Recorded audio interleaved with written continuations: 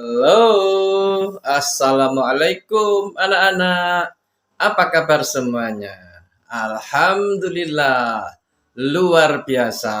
Allahu Akbar. Apakah anak-anak hari ini siap belajar bersama Pak Guru? Pak Guru berharap anak-anak siap ya dan harus rajin belajar. Hari ini kita masih belajar di tema 6 anak-anak.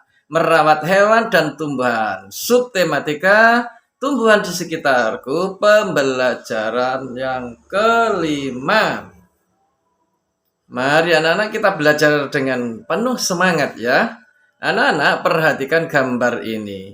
Siti dan teman-teman bermain di taman anak-anak. Apa yang sedang dilakukan anak yang tampak pada gambar? Di sini Siti sedang berlari-larian mengejar kupu-kupu. Lalu ada temannya juga yang bermain lompat tali anak-anak ya. Anak tersebut berlari-lari mengejar kupu-kupu dan juga ada anak-anak yang melompat. Anak-anak, apakah kamu suka bermain sambil melompat? Bagaimana ya gerakan melompat tersebut? Kita bisa melakukan gerakan melompat. Ada berbagai variasi gerakan melompat. Gerakan melompat adalah gerakan berpindah tempat dengan menggunakan satu kaki atau dua kaki anak-anak.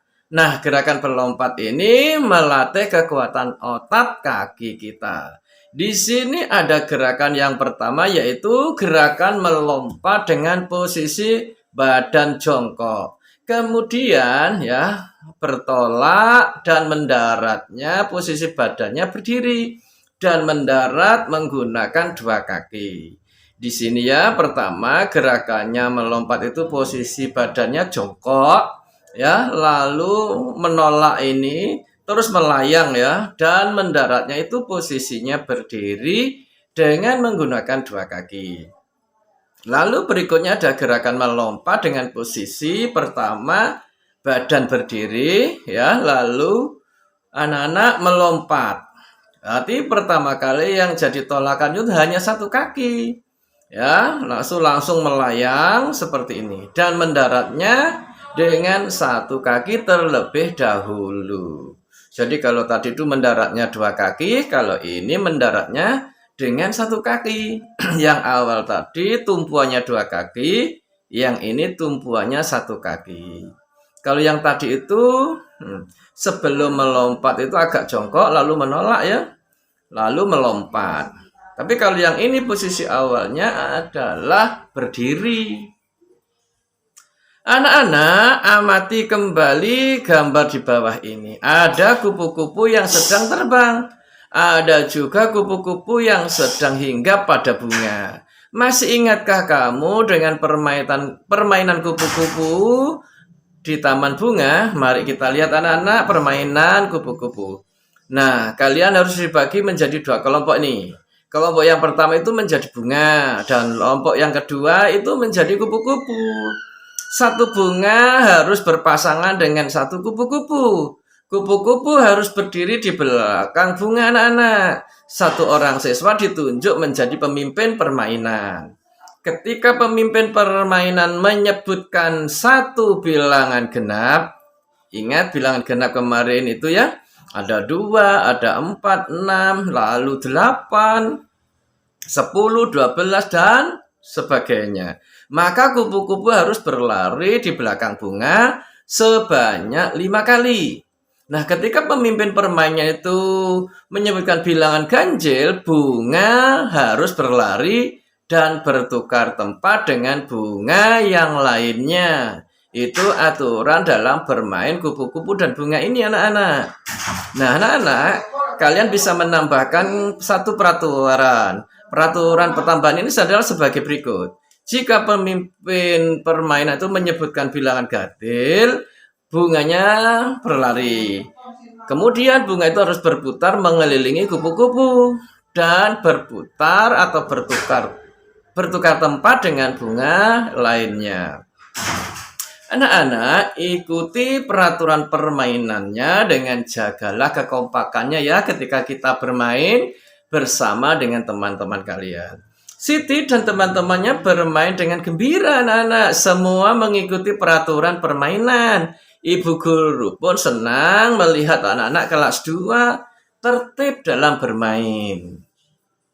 Tuliskan kembali peraturan permainan kupu-kupu di taman bunga. Di sini Pak Guru hanya menggarisbawahi yang termasuk dalam aturan permainan kupu-kupu dan bunga ini. Ini aturannya anak-anak. Ketika pemimpin permainan menyebutkan satu bilangan genap, kupu-kupu harus berlari di belakang bunga sebanyak 5 kali. Itu peraturan yang pertama.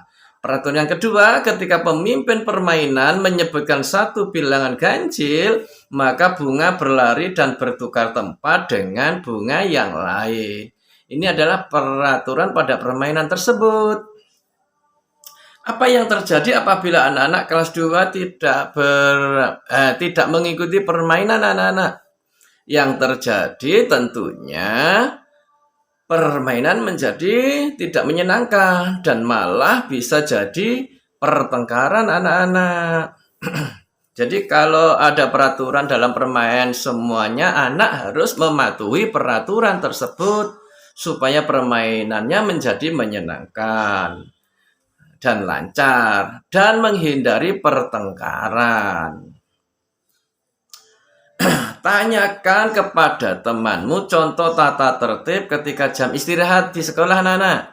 Di sini Pak Guru, kalian bisa membuat pertanyaan dan jawabannya anak-anak tentang contoh tata tertib di lingkungan sekolah anak-anak. Itu terutama di jam istirahat. Contoh pertanyaan untuk kalian seperti ini. Apa saja peraturan saat jam istirahat? Jawabannya bisa begini anak-anak. Peraturan saat jam istirahat adalah 1. Tidak jajan di luar sekolah. 2. Tidak main di luar sekolah. 3. Kembali ke kelas segera setelah bel masuk berbunyi. Tidak membuang sampah sembarangan saat jajan di kantin. Cuci tangan sebelum dan sesudah makan. Dan bermain dengan tertib. Ini adalah contoh peraturan saat jam istirahat. Tanyakan juga kepada temanmu tentang usaha untuk mematuhi tata tertib yang sudah disebutkan. Anak-anak bisa membuat pertanyaan dulu nih. Contohnya seperti ini. Apa usahamu untuk mematuhi tata tertib saat jam istirahat? Kalian harus bisa jawab, saya berusaha mematuhi tata tertib saat jam istirahat adalah dengan beli jajan di kantin, membuang sampah di tempat sampah, dan bermain bersama teman dengan rukun. Tanyakan juga kepada temanmu apakah pernah melanggar aturan di sekolah. Nah, untuk menanyakan tersebut, anak-anak bisa menggunakan pertanyaan seperti ini. Apakah kamu pernah melanggar peraturan di sekolah? Kalau pernah, apa peraturan yang kamu langgar? Mungkin teman-teman kalian akan menjawab.